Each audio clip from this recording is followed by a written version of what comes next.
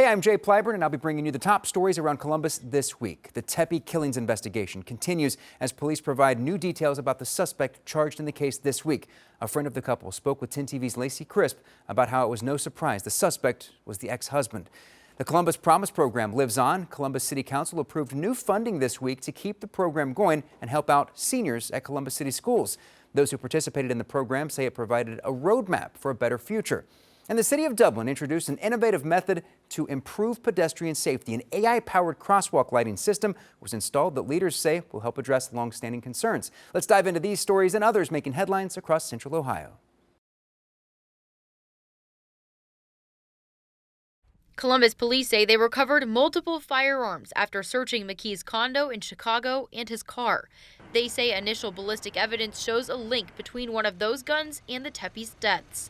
Detectives also used surveillance video to track McKee's car from Wineland Park right before and right after the crime, then to Rockford, Illinois, where he works as a vascular surgeon. Police wouldn't share many additional details or a possible motive. Mayor Ginther joined police to thank the community for their help in sending in tips that he says made a difference.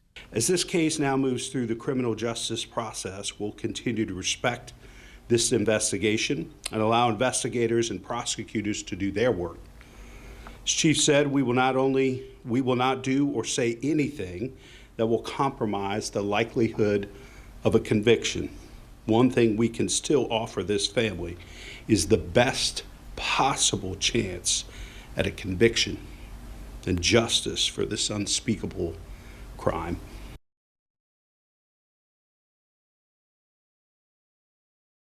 If you knew Monique, you knew this was what happened to her. Gina Spinelli has been friends with Spencer and Monique Tepe for years and says Mo's smile would light up a room. She explained Mo felt grateful for having Spencer after such a hard first marriage to Michael McKee. She never called it. I didn't even know his name. She never said Michael.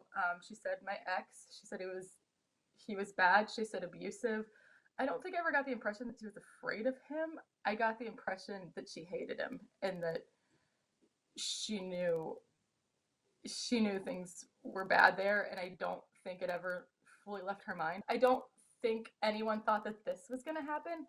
I also don't think that she ever thought he would leave her alone for the rest of her life. Columbus police said there weren't any reports filed regarding abuse or a request for a restraining order against McKee. When Spinelli got the call with the devastating news that two of her dear friends had been killed inside their home, she only thought of one person, the person police arrested Saturday and charged Sunday with premeditated murder. Do you have any idea why now, after all of these years, that he's accused of doing this heinous act? I think it's just because everything you see the wedding video, everything that people see is who they really were. And they were so perfect and they were so wonderful. And I think he couldn't live with it. I think he could not fathom her happiness. And she was so happy.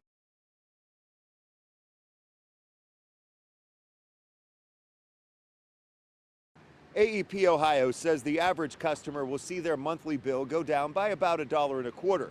But the Ohio Consumers Council says bills will actually go up by about $30. I think they're too high. I think they've been too high. We've had a lot of outages. Many Ohioans are keeping close tabs on their electric bills. Andrew Rydell helps his mom pay hers. Yeah, it's pretty steep. I pay about close to $200 every month. Yeah.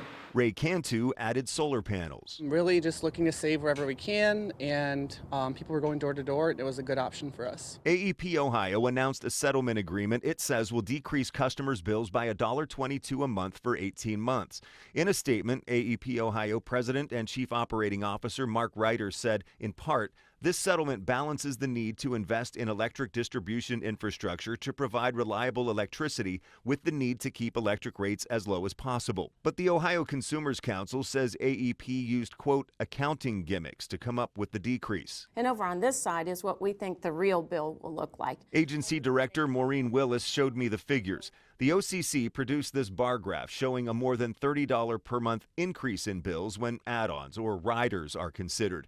Riders pay for tree trimming and line maintenance and improvements to electric distribution equipment, such as poles, wires, and transformers. We think it's a misleading announcement because consumers, it has been billed as consumers seeing a rate decrease, seeing their bills decrease, when in fact consumers' bills will increase when you consider the added rider charges that AEP is not addressing. AEP Ohio denied our request for an interview but provided statements and information by email.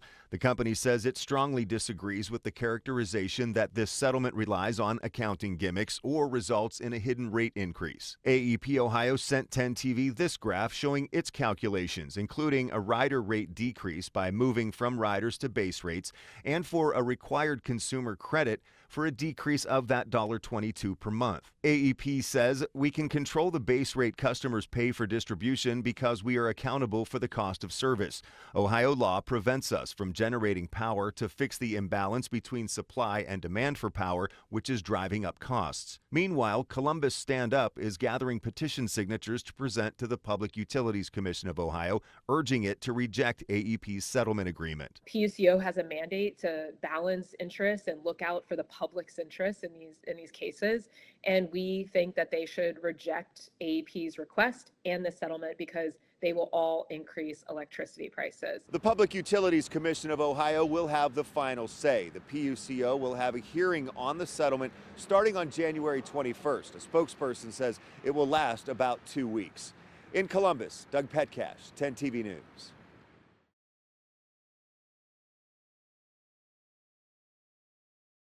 It's like gold out here.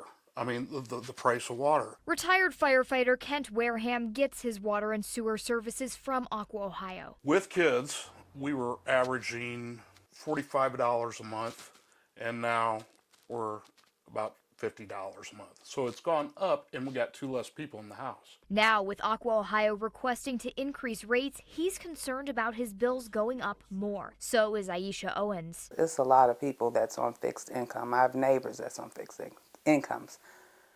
And I don't want to have to get a second job to continue to pay bills. Auqa Ohio spokesperson Jeff LaRue confirms if the company's rate increase request is approved by the Public Utilities Commission of Ohio, the average Central Ohio customer who gets both water and sewer services from Auqa Ohio would see their bills go up by about $25 a month. LaRue says the average Central Ohio water-only customer would see their bill go up by about $12 a month. LaRue says the company is requesting the rate increase to recoup money they've already invested into infrastructure. Just last year, we spent over $70 million replacing pipes, valves, pumps, things like that. And we invest that in advance. Then we go to the PUC and ask them for permission to recoup that cost through rates. For us to give you more money to do the same job, that's unacceptable. Catherine Simon, 10 TV News.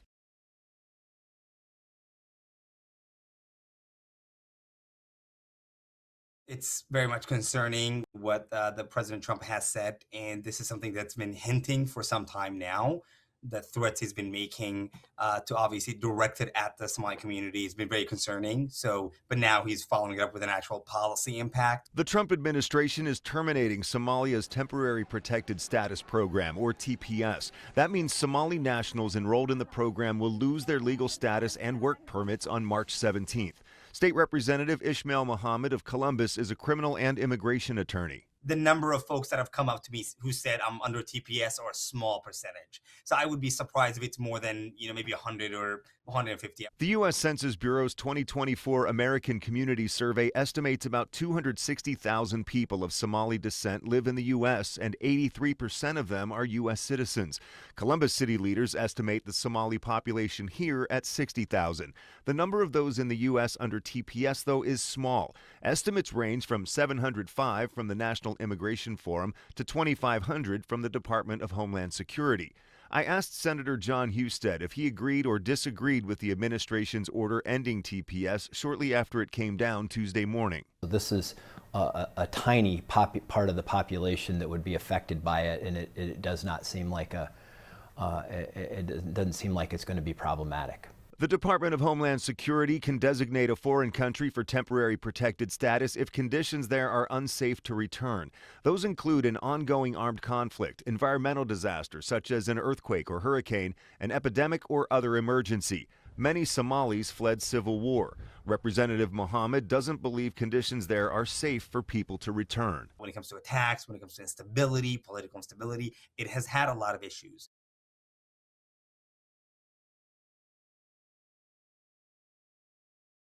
The City of Columbus was going to keep our promise. Columbus City Council voting unanimously Monday night to allocate $2 million to fund the Columbus Promise, a program providing free tuition to Columbus City school students going to Columbus State Community College. The program, championed by Council President Shannon Hardin, launched in 2021 and is funded through a public-private partnership. We, as a city, made promises to parents and to students that we would step up with a $10 million commitment over several years. Hardin says funding for the program was left in limbo after Mayor Andrew Ginther did not include Columbus Promise in his proposed 2026 operating budget. The mayor's office pushing back Monday, saying the program is routinely left out of initial budget proposals and later added through council amendments. In a statement, the mayor's office called Hardin's reaction performative outrage, saying council was course-correcting a problem of its own making. It is never guaranteed that there would be any type of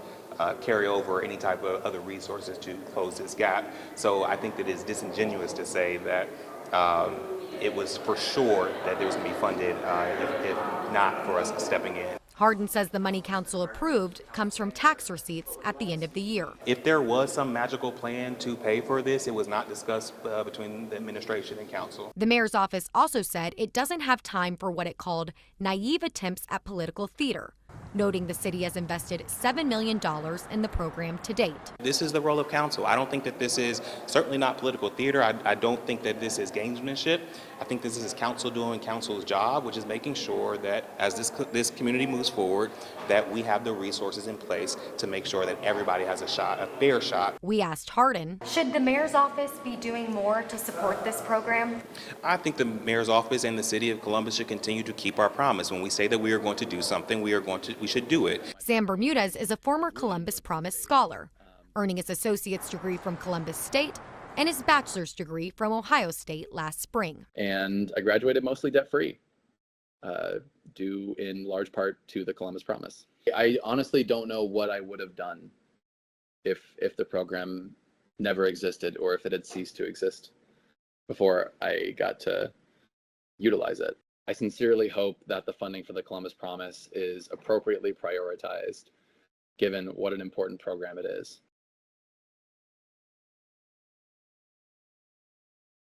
State Representative Josh Williams and Attorney General Dave Yost introduced the Child Care Fraud Prevention Act. This legislation has a very simple premise.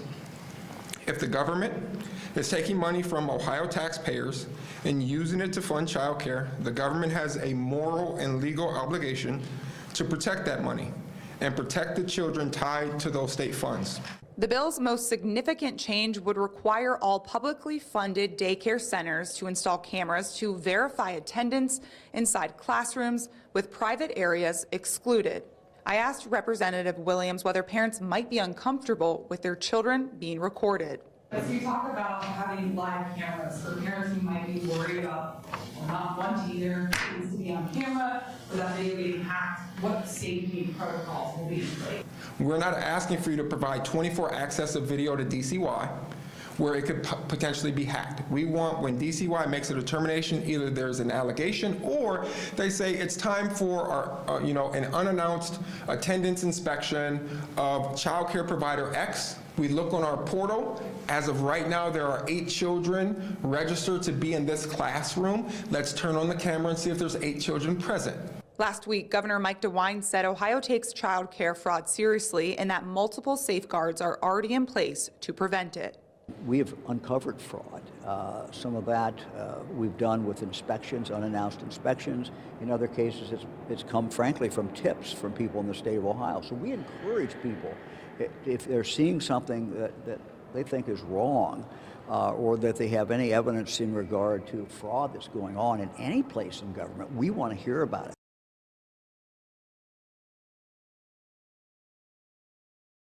saw it maybe a couple nights ago and it happened, I'm like, the light started shining on me. I'm like, this is kind of a cool feature. Residents in Dublin are the first in the state to try out AI-powered crosswalks. The technology automatically lights up the intersection of Coventry Roads Drive and Brand Road when a pedestrian is detected crossing the street. Transportation officials in Dublin say it makes it safer for pedestrians and easier for drivers. It increases awareness for drivers that there's someone there, that there's someone in the crosswalk, and so that creates a safer environment for the pedestrian, and they can make their crossing more comfortably.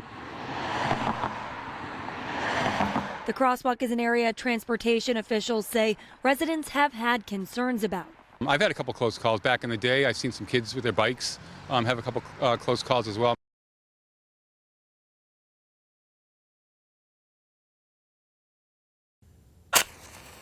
An arsonist wields fire like a shadowed puppeteer, birthing chaos that conceals crimes, settles grudges, and devours alibis. 911, what's the location of your emergency?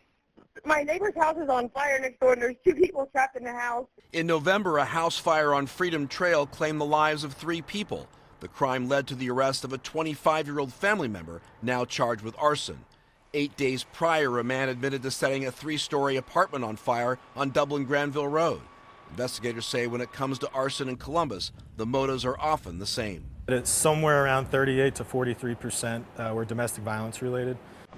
For arson investigators like Jordan Schmidt, evidence is collected in these. The charred crime scene is often void of the evidence needed to put a suspect behind bars. If I want to get rid of something and I burn it up, there's a good chance a large majority of my evidence is gone. But what fire obliterates, Harry, a 3.5-year-old black lab, can often bring clues back to life. Good.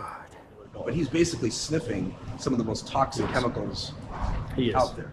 And that's the sad fact. But when it comes to the brass tacks of the job, Harry is a tool. And the nose on the end of his face is one of the most valuable tools that we can use. That tool can detect tiny traces of ignitable liquids that humans can't.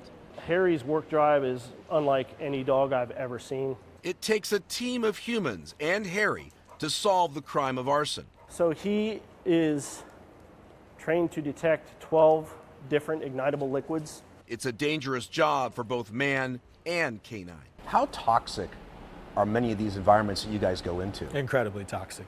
Columbus has 9 arson investigators, a number investigator Schmidt calls insufficient. Houston, a comparably sized fire department wise, I think they have somewhere in the realm of 80 investigators, and we have 9.